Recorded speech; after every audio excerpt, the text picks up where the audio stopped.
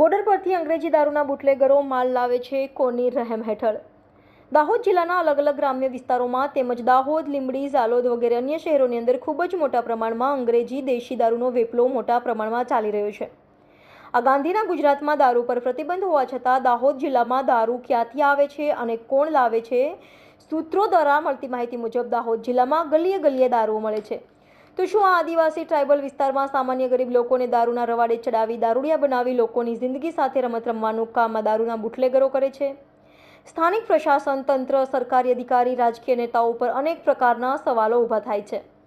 આ દારૂના મહાબુટલેગરને કોણ છાવરે છે? કોણ હપ્તા લે છે અને આ ગોરખ ધંધા કોના નામથી ચાલે છે? આવા અનેક પ્રકારના સવાલો સ્થાનિક લોકોમાં થઈ રહ્યા છે.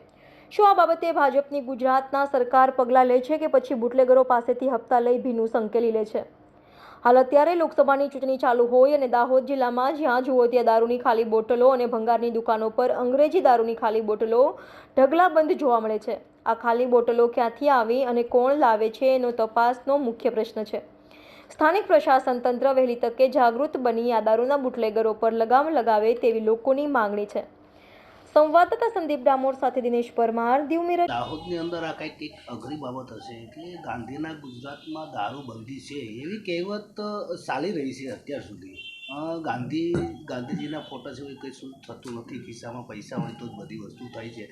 પરંતુ આ ગાંધીના ગુજરાતમાં દારૂબંધી છે તો દાહોદની અંદર ગલીએ ગલીએ દારૂ વેચાય છે, દેશી દારૂ વેચાય છે, ઇંગ્લિશ દારૂ પણ વેચાય છે અને શું કહેવાય કે બોટલો પણ એટલી દાહોદ જિલ્લાના જે કોઈ ગ્રામ્ય વિસ્તાર છે, સિટીમાં પણ જે સ્માર્ટ સિટી કહેવામાં આવે છે એમાં પણ બોટલો દારૂની ખૂબ જ રસ્તા ઉપર આપણને જોવા મળે છે. શું કહેશો એ દારૂ બાબતે? સૌ સારો સવાલ પૂછ્યો તમે કે ગાંધીજીનું ગુજરાત છે. ભારત દેશને આઝાદ કરાવવાવાળા પણ ગાંધીજી જ છે, પરંતુ ગુજરાતના જ વડાપ્રધાન છે, ગુજરાતના જ ગૃહમંત્રી છે, પરંતુ એ લોકો ગાંધીજીને માનતા નથી. RSSએ નાથુરામ ગોડસેએ ગાંધીજીની હત્યા કરી. જો ગાંધીજીના નિયમ પર ચાલતા હોય તો ગાંધીજીની વાતને આ લોકોએ પાળવી જોઈએ. ઘરે ઘરે દારૂ વેચાય છે. હમણાં ચૂંટણીના માહોલમાં જોજો, ભારતીય જનતા પાર્ટી દ્વારા ઘરે ઘરે દારૂ પહોંચાડવામાં આવે છે. જો મારે એવું કહેવું કે બુટલેગરો ખુલ્લેઆમ ફરતા હોય, બુટલેગરો ખુલ્લેઆમ આ પોલીસ તંત્રને હપ્તા આપતા હોય છે, બુટલેગરો ખુલ્લેઆમ ભારતીય જનતા પાર્ટીના આગેવાનોને હપ્તા આપતા હોય છે, ખુલ્લેઆમ દારૂ વેચાય છે, તો શું ભારતીય જનતા પાર્ટીને કે અધિકારીઓના દારૂ વેચાય છે અને એમને જોવાતો નથી? ખુલ્લેઆમ વેચાય છે, પણ મોટી સંખ્યામાં હપ્તા આપે એટલા માટે.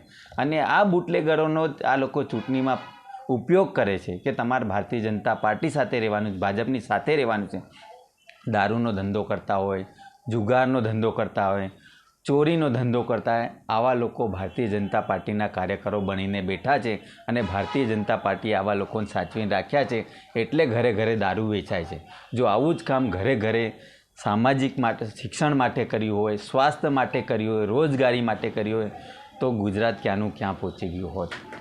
પરંતુ મારે એવું કહેવું છે કે 35 વર્ષથી ભારતીય જનતા પાર્ટીની સરકાર ગુજરાતમાં હોય તો ગુજરાતની અંદર દારૂબંધી સરકાર એટલે નથી કરી શકી કે પોલીસવાળાને બધાને ખબર છે અને સરકારને પણ ખબર છે કે ક્યાં દારૂના હડ્ડા ચાલે છે, પણ સરકારને ત્યાંથી મોટા મોટા હપ્તા મળે છે અને ભારતીય જનતા પાર્ટીના આગેવાનો જ આ દારૂના હડ્ડા ચલાવે છે મોટા ભાગે. એટલા માટે આ દારૂના હડ્ડા આજ સુધી બંધ થતા નથી.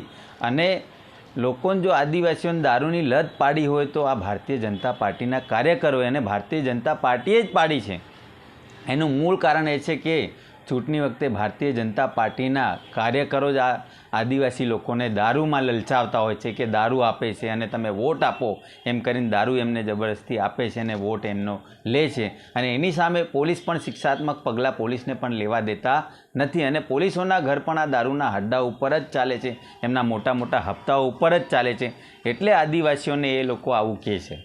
ખરેખર એક રમૂજની વાત એવી પણ હતી કે દારૂ પાઈ દે છે, પછી વોટ આપવા જાય ત્યારે યાદ કરે છે કે મને દારૂ રાતે કોંદે પાયો હતો. એવો એક જોક્સ પણ આવે છે, વિડીયો પણ આવે છે. એ બાબતે તમારું શું કહેવું? આદિવાસીઓ આમ તો ખૂબ હોશિયાર છે. આદિવાસીઓ આમ દારૂની બોટલમાં વેચાય એવા તો નથી, પરંતુ આ લોકોએ ભારતીય જનતા પાર્ટીએ દારૂની અને પૈસાની લોકોને આદત પાડી છે અને જબરજસ્તી એમને ઘરે દારૂ અને પૈસા આપે છે, પરંતુ આ વખતે અમારા આદિવાસીઓ છેતરાય એવા નથી અને આ વખતે આદિવાસીઓ કોંગ્રેસની સાથે રહેશે.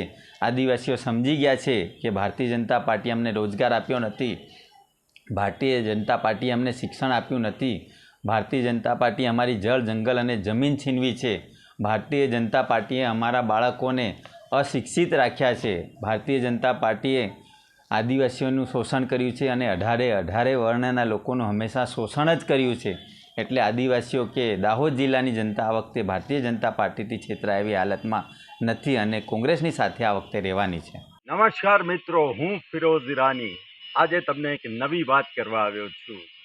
દીવ મિરર ન્યૂઝ જોતા રહો, સબસ્ક્રાઇબ કરવાનું ભૂલતા નહીં અને શેર કરવાનું પણ ભૂલતા નહીં. સત્યની સાથે જોડાતા રહો. નમસ્તે મિત્રો, હું છું ચાંદની પરમાર.